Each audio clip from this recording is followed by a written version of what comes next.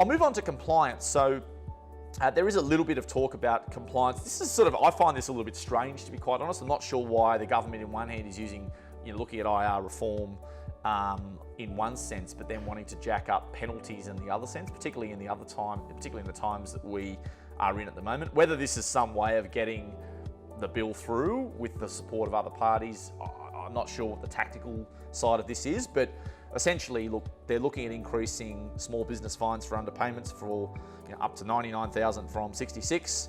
Medium business, they're looking at up to 2 times the benefit obtained of the underpayment, or 99, whichever is the higher.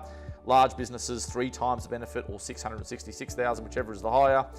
50% increase in fines for sham contracting arrangements, and severe cases can attract up to 4 years jail time. So what I would say on this, before everyone gets really, really alarmed around this room, is that typically in the past, the Fair Work Ombudsman have only issued penalties in fairly extreme cases. So trivial underpayments, certainly, you're not going to get fines and penalties in those situations. If you're making an attempt to do the right thing, then there's a good chance that there's a very high likelihood there's not going to be fines and penalties.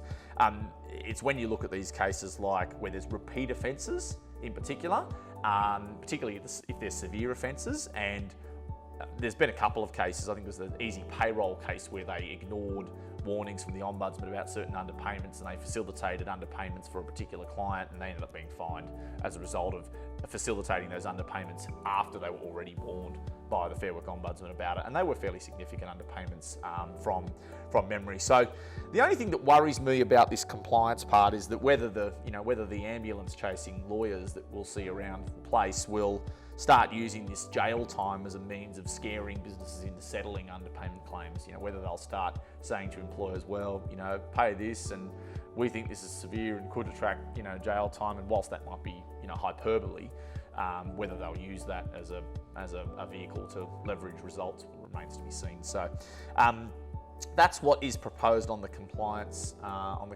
front. So likely that we'll see those sort of changes if obviously the bill passes. So that is that.